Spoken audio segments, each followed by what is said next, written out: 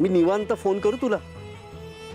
आत्ता ना मला एका ठिकाणी जायचंय. काय झालंय, त्यांची हायवेवर गाडी बंद पडली आणि ते फक्त आणि फक्त माझ्यासाठी थांबलेत म्हणून. हॅलो, ही नौटंकी माझ्या समोर नाही करायची. हा, तुला मी चांगलंच ओळखते. तू मला ओळखतेस छान, पण आत्ता ना एकमेकांची नीट ओळख करून द्यायची ना योग्य वेळ नाहीये. मी काय म्हणतो ऐश्वर्या, तुला खरंच सांगतो, मी नंतर फोन करतो तुला. काय आहे ना, आत्ता माझं काम माझी प्रायोरिटी आहे.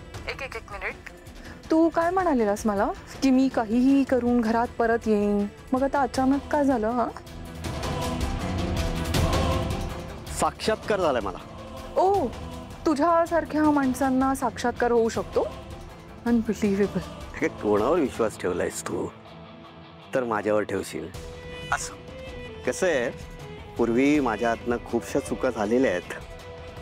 आता त्या चुकांचं प्रायश्चित्त करण्याची वेळ आलेली आहे, असं समज. नेमका तूच बोलतोयस ना राजकुमार दादा, की दुसरं कोणीतरी बोलतंय माझ्याशी? राजकुमारच आहे. थोडा वेगळा का वाटतोय माहितीये? कारण मी खरं आणि खरंच बोलतोय म्हणून तुला वेगळा वाटत असेल. नाही, माझा विश्वास नाहीये तुझ्यावर की तू बदललायस. हो, पण तुझ्या बोलण्यात प्रचंड कॉन्फिडन्स, इनफॅक्ट ओव्हर कॉन्फिडन्स दिसतोय. कसं आहे ना ऐश्वर्या, तुला ना दे, तुला काय सांगणार. ऐक ना ऐश्वर्या, मला ना आत्ता जिथे जायचंय ना तिथे मला वेळेवर पोहोचणं फार गरजेचं आहे. ठेवू मी फोन? नंतर फोन करतो तुला आरामात. ओके, चल. हॅलो, ठेवला.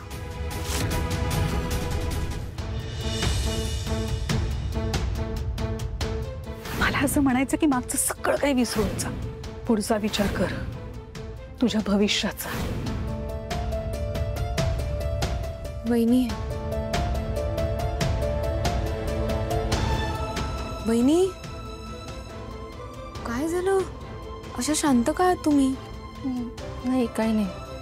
वहिनी, हे बघा, मला माहिती आहे तुम्ही अशा शांत असलात ना की तुमच्या डोक्यात काही ना काहीतरी विचार सुरू असतो.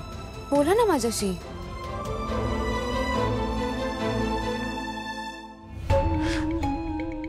सावली, तुला खरं सांगू का, या घरात ज्याच्याकडे मन मोकळं करावं असं कोणीच नव्हतं.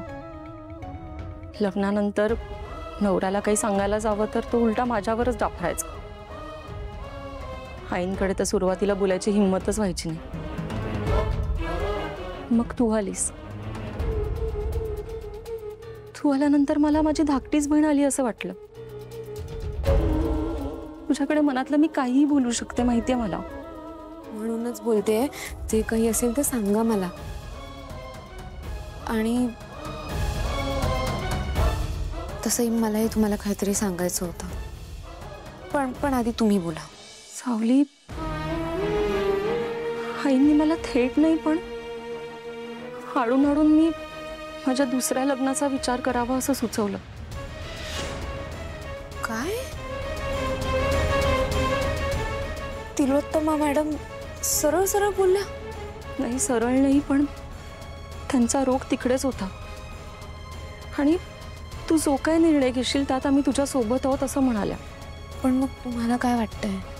नाही बाई, मला पुन्हा त्या भानगडीत पडायचंच नाही. एकदा पडले, आता परत नाही. मला ना या सगळ्याचा विचारच नाही करायचा आता.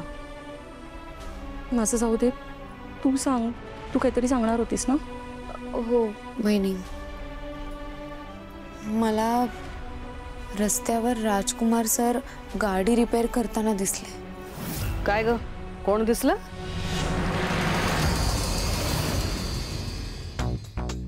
सांग दादा, नाश्त्याला बोलवलंय, चल. आलो. अरे जा, येतो बोललो. तुला काही बोलायचं आहे का? हा, बोल ना. बोलतो. ते सांग दादा, तर राजकुमार दादा घरातून गेला, कंपनी सोडली, सगळा कामाचा लोड तुझ्यावरती आलाय आणि तुझ्यावरून माझ्यावर आलाय. कामाचा लोड अजून वाढणार आहे कारण मी अजून काहीतरी नवीन प्लॅन करतोय. तेच सांगतोय मी तुला. कोणतरी पाहिजे ना मला मदतीला. तुझा काय बाबा, तुझ्याकडे माणसं आहेत, अशी ऑर्डर सोडली की माणसं धावत येतात. मला कोणतरी पाहिजे ना मदतीला. कोणतरी पाहिजे आयुष्यात कामात. ठीक आहे, मी कंपनीला सांगतो की नवीन प्लेसमेंट रिक्रूट करण्यासाठी. तेच तेच ते म्हणतात ना, काकेत कळसा आणि गावाला वळसा. कशाला मारायचा हा वळसा? हा मला का असं वाटतंय की तुझ्या डोक्यात कोणीतरी आहे? डोक्यात मनात आहे. किरण,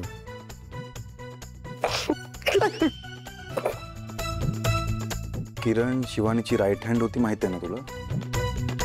आणि शिवानीने काय काय केलंय हे माहिती आहे ना? माहिती आहे, पण राईट हँड लेफ्ट हँड अख्खी बॉडी तिच्या बाजून नव्हती. फालतू जोक होता माहिती आहे. पण केस सॉल्व झाली की नाही तिच्यामुळे, मदतीला आली की नाही आपल्या. मग ते शिवानीमुळे तिने काम केलं, मजबूर होती ना. आणि आता तुझी नोकरी पण गेली.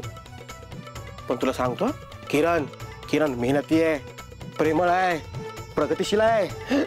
कळलं कळलं. पुढे पुढे काय तिला सांगितलं तुझ्याशी बोलतो म्हणून. ठीक आहे, बोललास मग तू. पण तिला काय सांगू? ठरवू तर दे मला.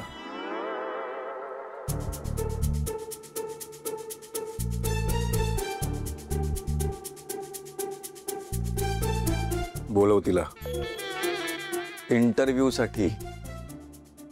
साठीच.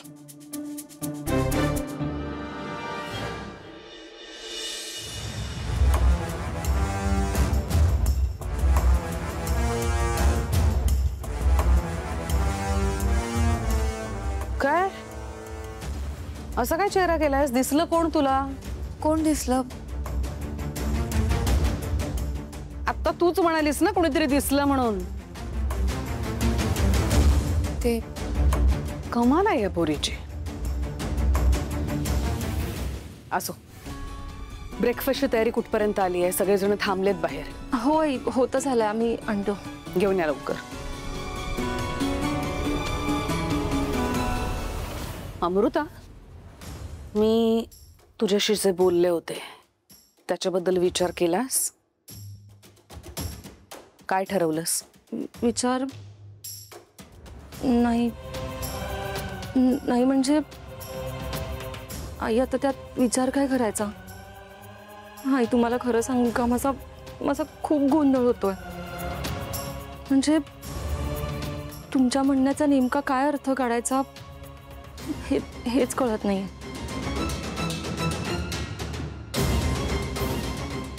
वरून ताकबात नाही ना ओळखता येत तुला?